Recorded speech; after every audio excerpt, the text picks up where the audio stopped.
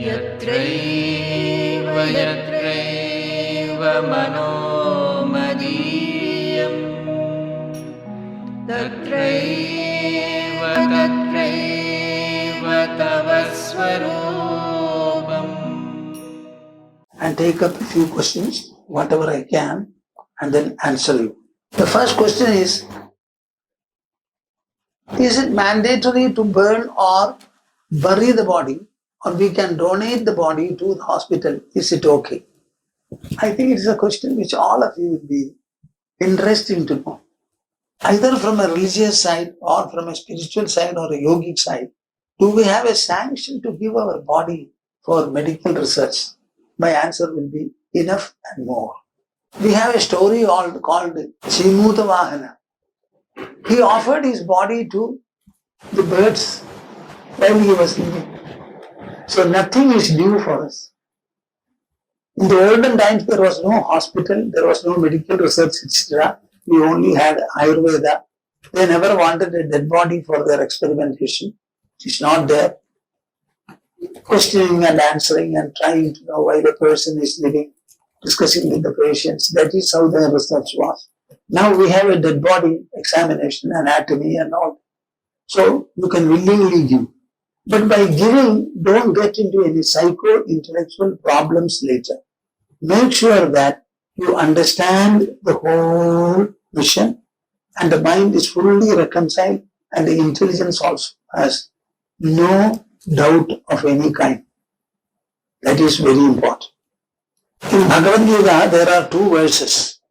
The last verse of Bhagavad Gita is Yasya nahankrito bhavo buddhir yasya na lipyade atvapi sa iman lokan nahanti na nibadhyate. I don't know whether I should say this. How will my viewers take it properly? Whoever has no ego with regard to whatever he does, and whose intelligence does not get tainted even after years and decades of the action, if these two are ensured, then Atvapisa Iman Lokan, all the warriors who are assembled here, even if you kill all of them, nothing will come to you in the form of a sin or adversity. So make your mind and intelligence very stable, poised and harmonious, then it can be done. Another question is Suresh Kumar. The first question is Venkata Subramanian. Suresh Kumar is writing a question. Please explain about the very first prerequisite or qualification for starting the pursuit for Brahma Vidya. The first and the only qualification I can say is Viveka, discrimination. You must be an adult, at least mentally and intellectually you must be an adult, and you must have the quality called discrimination. What is meant by discrimination? Whenever you have many colors, you are able to choose and understand what is blue, what is white, what is red, what is purple. Similarly, you understand this is ice, this is water. The same principle of discrimination applied by the intelligence is called Viveka. And this Viveka is particularly described as Nitya Nitya Vastu Viveka. The discrimination with regard to what is real and lasting and what is fleeting and transitory. We want to have a stable life. For the stability of life, we must always have a proposition which is stable. You apply the test and find out. I told you the body is continuously changing. Similarly, the entire world is changing. World is actually a forum for fleetingness, transitoriness alone. So our body is transitory, mind is transitory, intelligence is transitory, ego is also transitory, the world surrounding us is transitory. Now living in this transitory world and acquiring transitory things, can I have a lasting happiness, peace or contentment? Start questioning in this manner and pursue it. Be loyal to your pursuit. I think this is the first qualification. naturally it will develop in you the quality called dispassion. Dispassion. When Viveka and Vairagya, discrimination and dispassion are there, automatically you will have an aspiration to get redemption from this transitoriness. That is called mumukshutva. If you have three of them, more than sufficient to imbibe Brahma Vidya and proceed gallantly and gloriously. Sankhya has written, kindly bless my family. Guruji. Okay, I am blessing you profusely. Ilesh Patnaik Sundar. I just turned 12 years today and I have been wondering how I can find my true identity by answering the question, who am I really? You are Sudhi's son, I am told, very good. I know your mother very well right from her young age. I am not able to have a picture of you in my mind. Ilesh, listen to me. I already spoke about real identity that one has. Is not your identity in your very words. You say, I am Ilesh Patnaik. I am Ilesh Patnaik. So you already make an identity in you, that I. But this I remains only an expression now. I want it to be your direct personal experience and realization. So say something. Say good, good, I am good, I am good, I am good. If you say, you may not be good. You have to become good. When you become good, you don't have to say I am good. So this I itself is your identity, and then you pursue it. Who am I really? Instead of saying who I am really or am I really, you will have to say I am really this. I am really this. Now the answer I have to give you is I am really the sentience of consciousness that makes me feel everything. That is what you have to realize. Another interesting question, Shaila Prabhu, we are focusing on the I-ness all the time. How to divert this focus from I-ness to am-ness? Please guide me.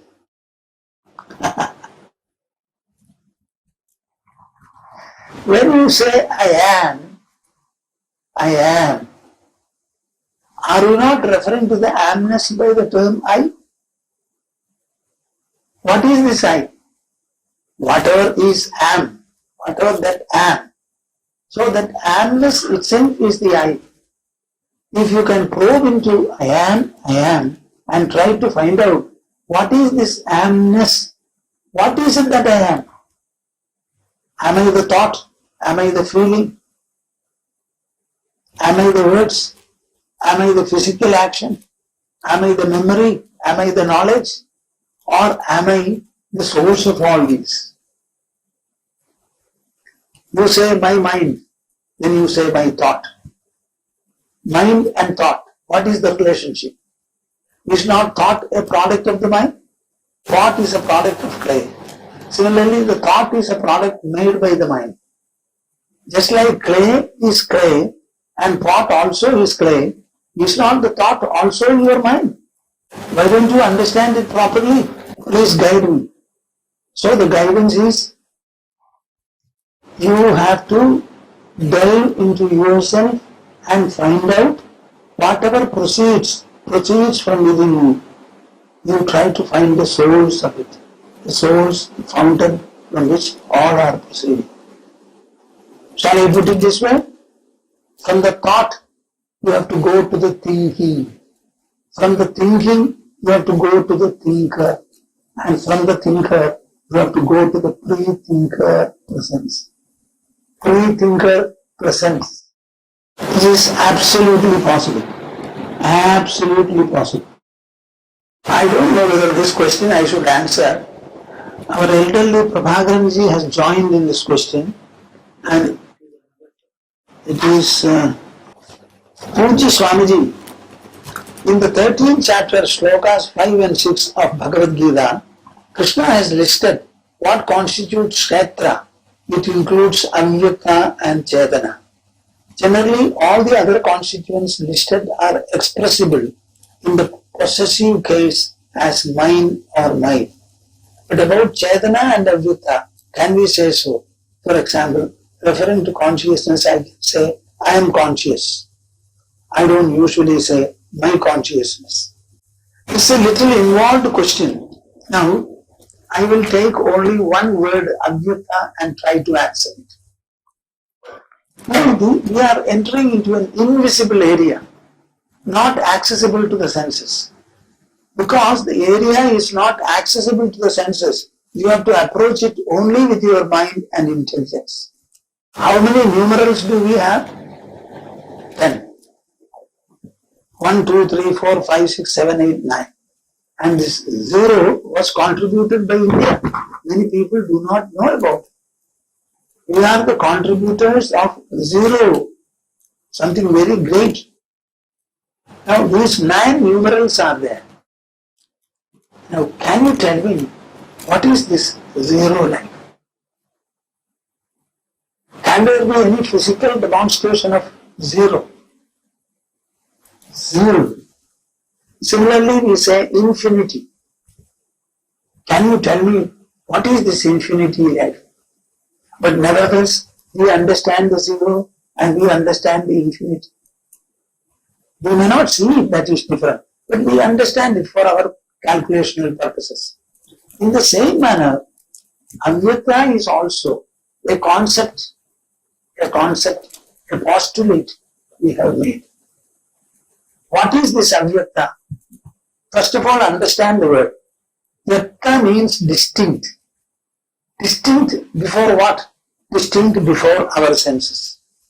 We have 5 senses alone to perceive the whole universe and universal contents. We don't have a 6th organ to perceive the external world and objectivity. This Avyakta is a concept, is a pratyaya, which cannot be perceived by the senses. So it is beyond the range of the senses. Beyond the range means what? Beyond the range of the entire creation we know of. In that level, there are some enumerations while you go backward and backward. How the world was evolved. The world was evolved from where? Who will tell us? We were not there. We cannot be there also. But the evolution came. But we see the evolved world, the manifested world. The manifestation is there. Now what became manifest as the world? The Avyakta became Yakta. Because the world is distinct. The distinct world, I don't know whether you follow me. The world is distinct. It is solid. It is fluid. It is gaseous. Then we have the energy like fire. In the ground of all these things called space. All these are visible before our senses, perceptual. Now we want to know this phenomenal manifest world, where from it came. It is something like asking, are you not humans? Yes. Don't you have your parents? Yes. Their parents? Yes.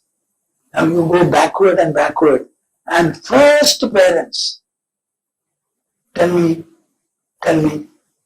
who were the parents of the first parents?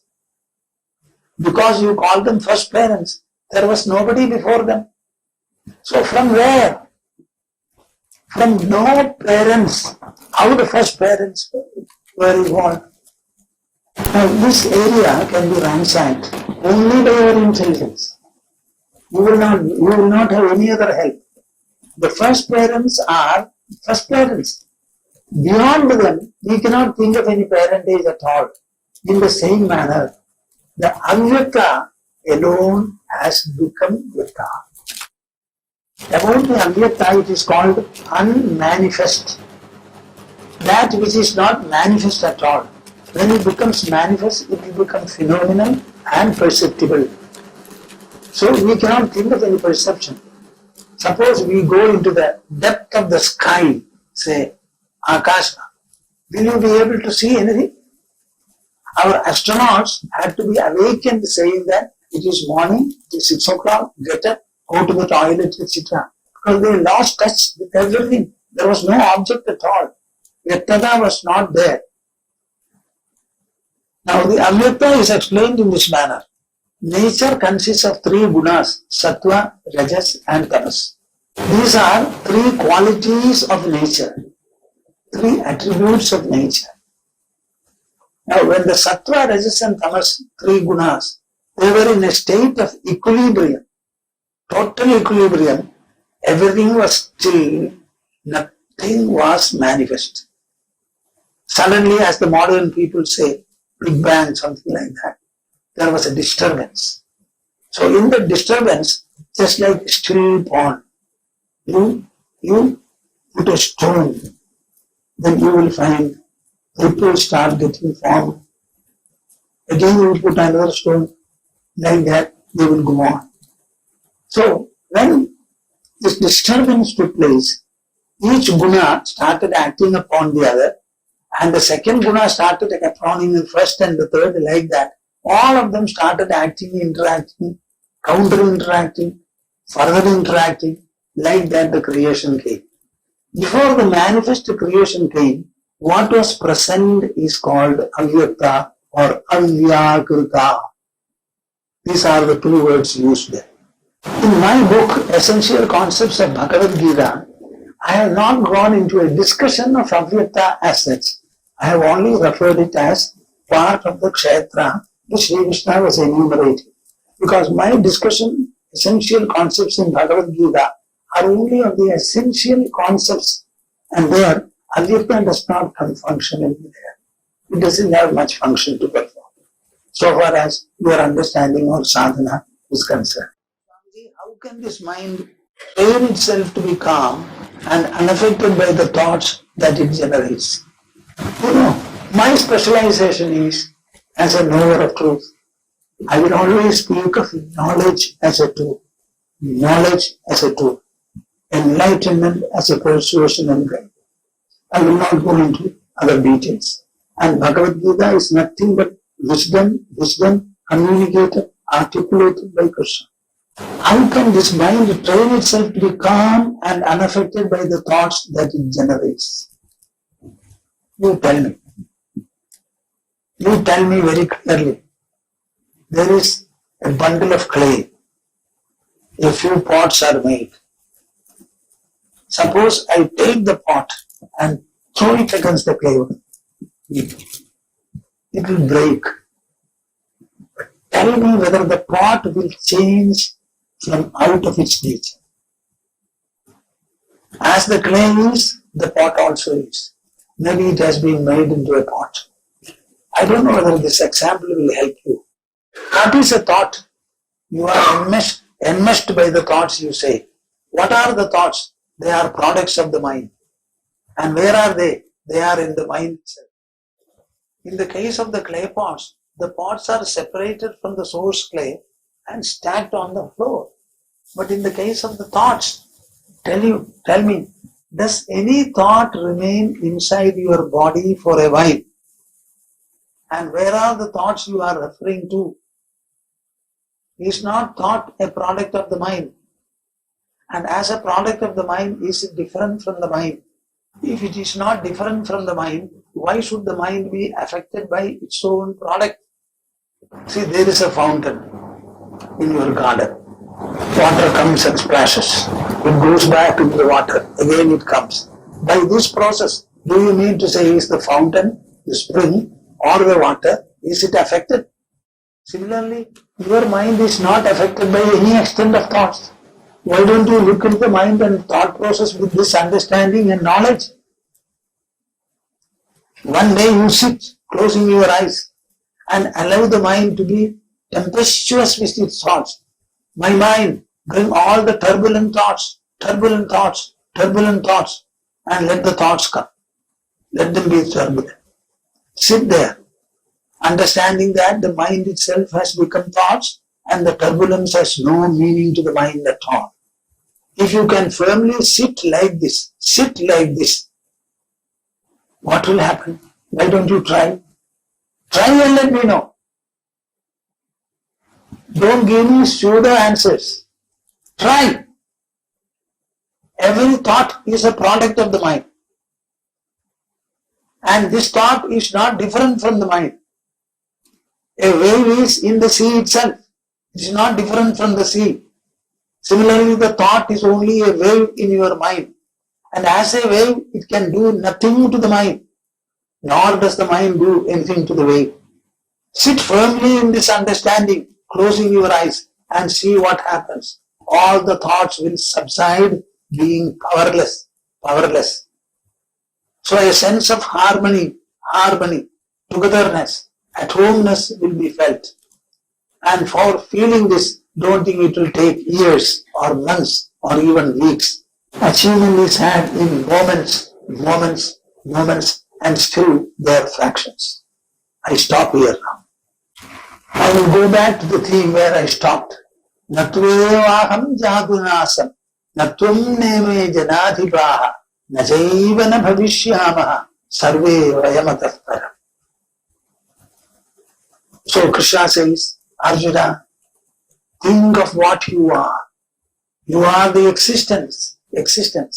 As existence, you never cease to be at all. You were existing, you are existing, and you will be existing. The present existence is your experience. The earlier and the later one should be your conjecture. Conjecture means one is sensory and personal. The other will be mental and intelligential.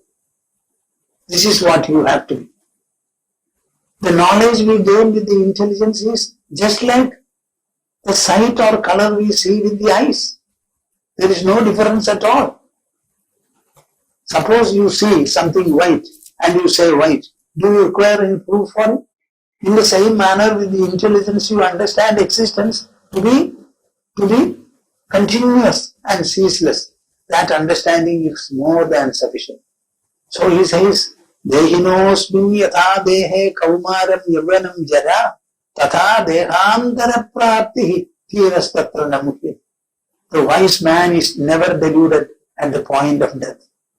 Death is not a destruction. It is not an extinction. It is only a transition. So many transitions took place in the body from the mother's womb to the outside world.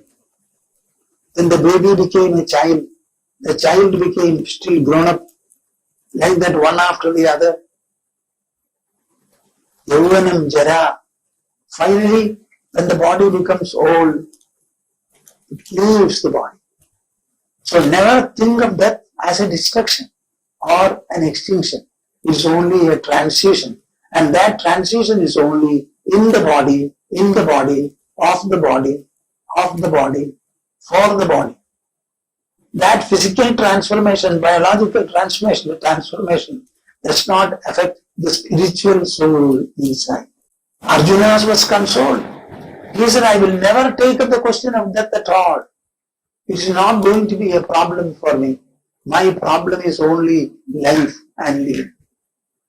What shall I do to handle my interaction in life where I have this kind of a trouble, as you have seen Krishna? So I don't want to be troubled anymore. Give me a total, a comprehensive, a full-fledged formula to deal with my interaction in life so that I will always be harmonious, stable and poised. With this question, Arjuna seemingly says stop, and then Krishna begins to answer. I will recite the conclusional verse and we shall chant Om and then stop. Samvedyavarjitamanittamamehamadhyam samvitpadam vikalanam kalayan mahatman hridyevatishta kalanarahita kriyam kuruvan akartrupadamethya samodidashri kuruvan akartrupadamethya samodidashri. Hari Om Tas. Hari Om Tas. Jai Guru. We shall have a conclusional Omkara recitation. Take your pose for it as before and do it well.